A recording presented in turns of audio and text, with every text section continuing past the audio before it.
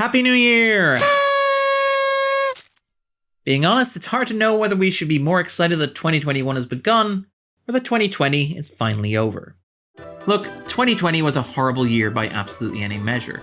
Indeed, it was a year where talking about pop culture week in and week out felt almost entirely irrelevant, given what was actually happening in the larger world. It was emotionally draining and physically exhausting. Of course, none of us are naive enough to believe that the simple rolling of the clock on an arbitrary date will make everything better, but it does at least offer a symbolic new beginning. Even within the narrow remit of this video series, the past year has been a lot to deal with. Movies have been postponed, seemingly indefinitely. The face of distribution has changed dramatically. The movie-going experience has been fundamentally altered. It's hard to predict what the medium will look like even a year from now.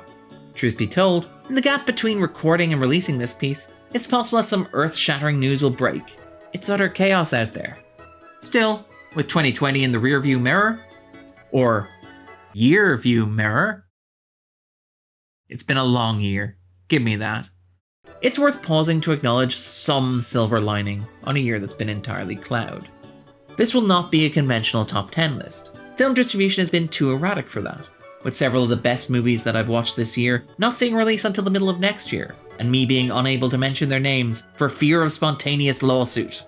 2020 was famously the first year without a major Marvel Studios release since 2009, and outside of outliers like Mulan or Wonder Woman 1984, most of the major blockbusters were treated to the hypothetical safety of the next calendar year. Of course, this likely means that the next blockbuster season is going to be a pile-up, as blockbusters struggle for breathing room in an overcrowded marketplace. Who knows, maybe this video series will go twice weekly to keep up with the mess. One of the few pleasures of the year's relatively light release schedule was the opportunity to revisit a host of classic movies, films I'd not seen in years, if ever. Specialty streaming services like Criterion, Mubi, and Shudder were worth their weight in gold, offering libraries of oft-overlooked treasures like the remastered version of Roger Corman's The Mask of the Red Death, or Terence Fisher's The Curse of Frankenstein. The constant treadmill of new releases often prevents critics from digging into the medium's history. Indeed, In the Frame was able to take advantage of the sparse release schedule to offer some nostalgic retrospective looks at great films. Personally, rewatching the filmographies of David Fincher and Martin Scorsese was a delight, as was eventually having the time to check out recent releases of cult classics like Philip Kaufman's Invasion of the Body Snatchers or William Peter Blatty's Legion: The Exorcist III. However, there have been great films released within the past year, and they're worthy of celebration of themselves. Tenet might not have managed to save cinema, but it served as a welcome reminder of the appeal of the scale and spectacle of blockbuster filmmaking, and of the ambition of director Christopher Nolan. However, with so few major titles competing for space, smaller films could flourish and garner attention that they might not otherwise receive. In this context, the personal history of David Copperfield has been the personal equivalent of a comfort blanket in these trying times. Armando Iannucci's adaptation of Charles Dickens' classic novel is a balm for the soul. It's really funny, and it features a fantastic cast, including Dev Patel, Hugh Laurie, Tilda Swinton, Peter Capaldi, Ben Whishaw, Benedict Wong, and Morfydd Clark, who will get another shout out later. Iannucci's adaptation manages to condense Dickens' meandering and epic fictional biography down to a single coherent 2-hour narrative. More than that, it resonates differently in the context of the past year. It's a tale about how much of an individual's life is shaped and defined by the people around them, how any autobiography is written through homage and reference. It's a story about unlikely connections in a cruel world, and about how sometimes empathy is just enough. At a time when so many people are denied that human connection in order to protect the people that they love, the humanism of the story rings true. On the other extreme, horror thrived in the pandemic.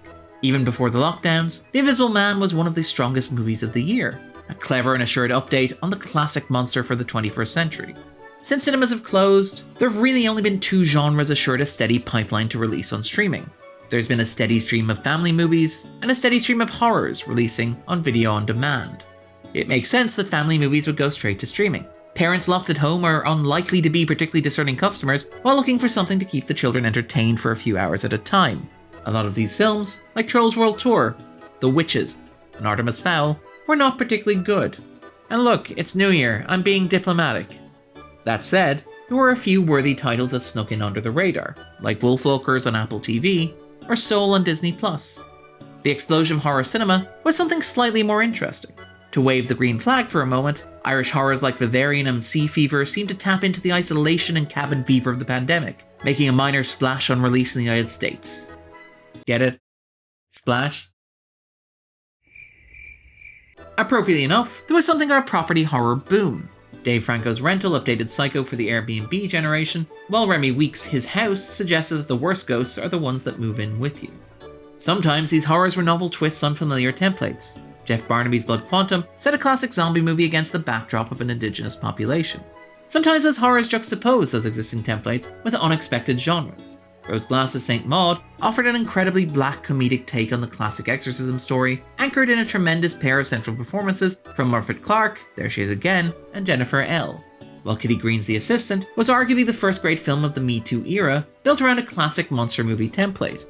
Horror remained innovative and dynamic. Rob Savage's Host was a nightmare for the Zoom age, shot entirely remotely while social distancing. Jim Cummings' The Wolf of Snow Hollow was a creative collision of indie comedy and werewolf movie, along with a clever homage to The Silence of the Lambs. Natalie Erica James's Relic was a welcome addition to what might be classified as prestige or elevated horror, a haunting and nightmarish metaphor for the process of losing a relative to dementia.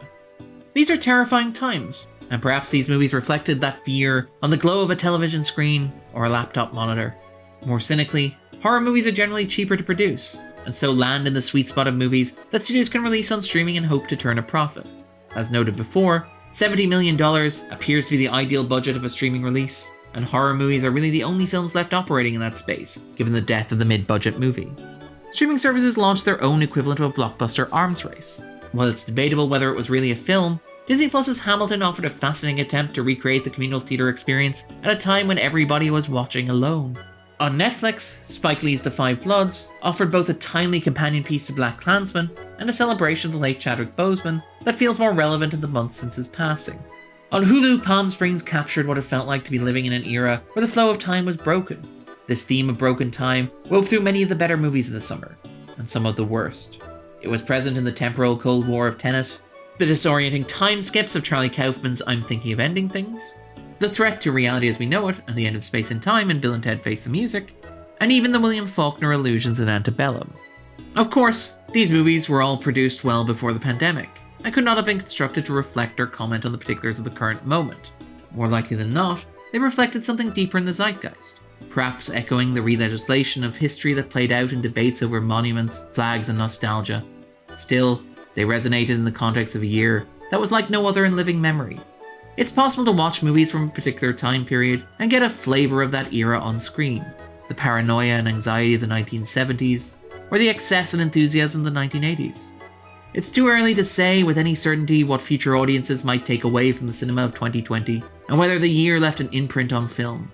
Still, it feels like a safe bet that in cinema history as much as anything else, 2020 will feel like a truly singular year. I've been Darren Mooney, and this was In the Frame.